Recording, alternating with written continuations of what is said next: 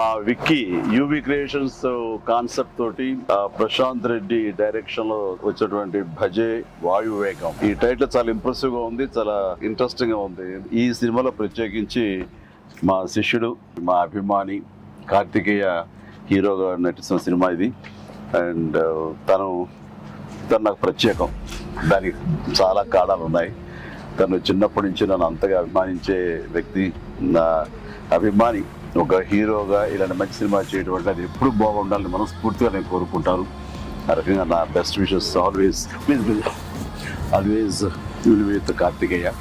And then young directors like Prashanth Reddy లాంటి వాళ్ళు రావాలి. అలాంటి యంగ్స్టర్స్ ఎంతమంది కొత్త కాన్సెప్ట్స్తో వస్తే ఈ తెలుగు ఇండస్ట్రీ అంత ఫ్రెష్గా ముందుకు సాగుతూ ఉంటుంది.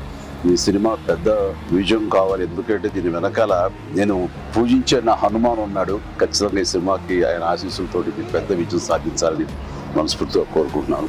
అండ్ టీజర్ చూసినంత వరకు నాకు అనిపించింది ఏంటంటే ఇది ఫాదర్ అండ్ సన్ మధ్య ఉండే ఒక చక్కటి రిలేషన్, ప్లస్ యాక్షన్ కూడా చాలా బాగుంది.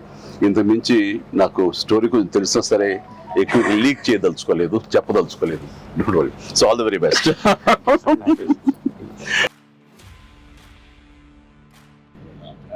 సినిమాలో క్రికెట్ మీరు ఎప్పుడన్నా సరదాగా క్రికెట్ చిన్నప్పుడు? నేను కెప్టెన్ గా సచిన్ టెండూల్కర్ నా నెక్స్ట్ అది గుర్తుంది సార్, ఆ మ్యాచ్ చూసాము. చేశారు అది విన్నర్. ఆ మ్యాచ్ చూశారు చాలా మంది. అది చూసేది మాత్రాన, అది నేను పార్టిసిపేట్ చేస్తే మాత్రాన నాకు బ్యాట్ పట్టుకోవడం వచ్చు, బాల్ ఎరగొట్టడం వచ్చు అనేది మాత్రం అనుకోవద్దు. నాకు అస్సలు క్రికెట్ రాదు, క్రికెట్ మీద ఇంట్రెస్ట్ కూడా అంత మాత్రమే. అంటే దానికి కారణం ఏంటంటే చిన్నప్పుడు బ్యాట్ తీసుకుని నేను కొట్టాలని చూశాను, వాడెవడో ఎన్నో కొట్టాడు నా బొట్టనేల మీద. ఇప్పటికే ఇంజరీ ఉంది ఎట్లాగా చూడండి స్వెట్. ఇంకా అప్పటి మళ్ళీ బ్యాట్ పట్టుకోదలుచుకోలేదు, ముట్టుకోదలుచుకోలేదు ఆ భయంతో. బహుశా వాళ్ళు నన్ను ఫీల్డ్కి రానివ్వకుండా చేయడం కోసంగా చిన్న ప్రయత్నం చేశారు. చిన్నప్పుడు 8th 9th class 10th class అప్పుడు మళ్ళీ ఎప్పుడు బ్యాట్ అలా వెళ్ళండి. సచిన్ మీ క్యాప్టెన్సీ ఆడేవాడు కాదు కదా సార్? ఏదో మనం రాసి పెట్టింది అంతే. ఇప్పుడు ప్రొడ్యూసర్ డైరెక్ట్ నాతో ఆడుకుంటారు, అది ఆడ తప్ప వేరే ఆడలేదు. విశ్వంబర నుంచి ఏమైనా చిన్న లీక్ ఇస్తారు, త్వరలో ఇస్తారు. లీక్ చేస్తాను, లీక్ చేయకుండా ఉంటానా?